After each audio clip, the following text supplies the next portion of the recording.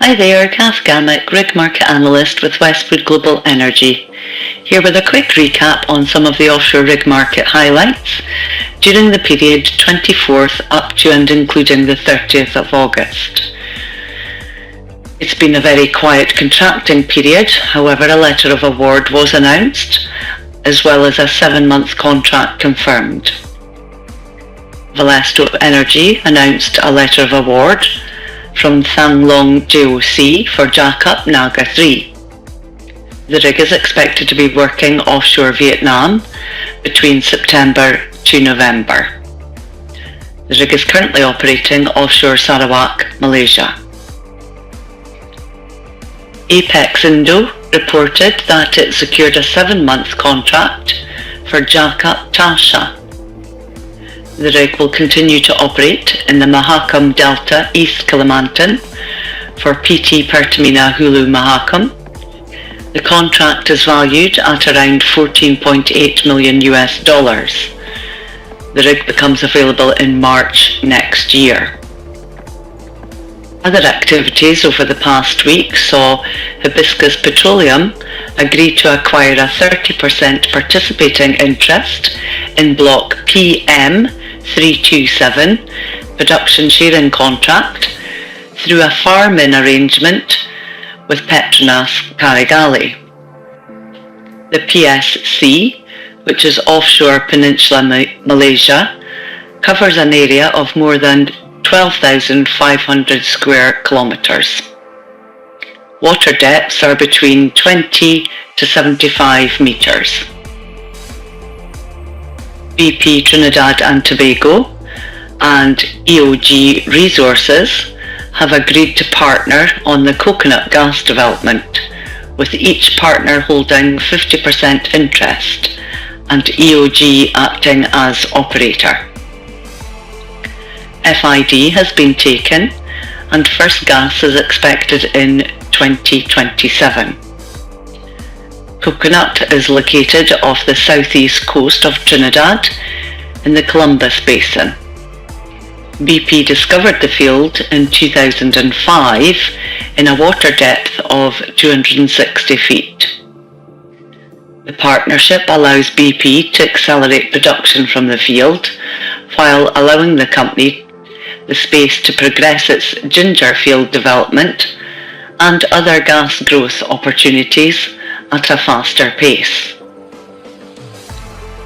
Following on from the RigLogix news report, in May and August, harsh environment jackup Well-Safe Protector is currently on the last subsea P&A well for Eni in the UK Southern North Sea. This well is understood to be Juliet in Block 47/14B in licence P614. Upon completion, the rig will head back to the Dutch sector for Eni. EGAS has launched the Egyptian International Bid Round 2024, which includes 12 open blocks for exploration in the Mediterranean and Nile Delta. Companies can review and purchase data sets that are available online through the EUG portal. The closing date is Tuesday the 25th of February at noon local time. Dolphin Drilling has confirmed that the LOI, which was understood to be from Neo Energy, for the provision and operation of Midwater Semi Borgland Dolphin has lapsed due to the project timings slipping to the right, which is understood to be a knock-on effect from the change in the UK government and policy concerns. The rig is currently in Las Palmas undergoing a reactivation programme, including her SPS, ahead of commencing the contract with Inquest in the UK, which is expected to begin in Q2 2025. The rig now becomes available in August of 2025. Dolphin has said it is seeing interest from clients in the UK, but mostly internationally. Japan drilling midwater semi Hakaru 5 has completed operations at the Sing 2 well in block SK313 offshore Sarawak, Malaysia, and is now preparing to drill the Selungan 1 prospect in the same block for operator Petronas Carigali. Operations at this final well under the contract is expected to take around 70 days. Thereafter, the rig will undertake her SPS at the Seatram yard in Singapore, which is estimated to be out of service for around 4 to 5 months. The earliest the rig will become available is within Q2 2025. Total Energies has announced the launch of a pilot project to supply renewable power to the Culzean offshore platform in the UK North Sea from a floating wind turbine. The 3 megawatt floating wind turbine will be located 2 kilometres west of the platform, which is located some 220 kilometres off the eastern coast of Scotland. The turbine, which is expected to be fully operational by the end of 2025, will supply around 20% of the platform's power requirement, thus reducing its greenhouse gas emissions.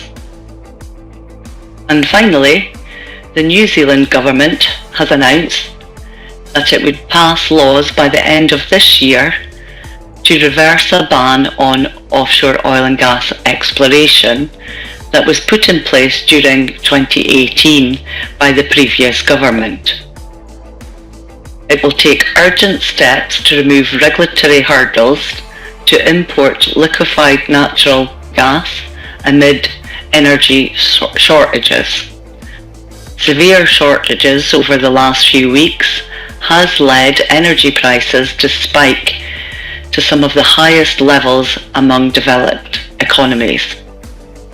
Natural gas production fell by 12.5% in 2023 and a further 27.8% in the first 3 months of 2024. That's it for this week. Many thanks for listening. Hope you found this of interest. If you'd like more information on RigLogics, please visit our website www.westwoodenergy.com.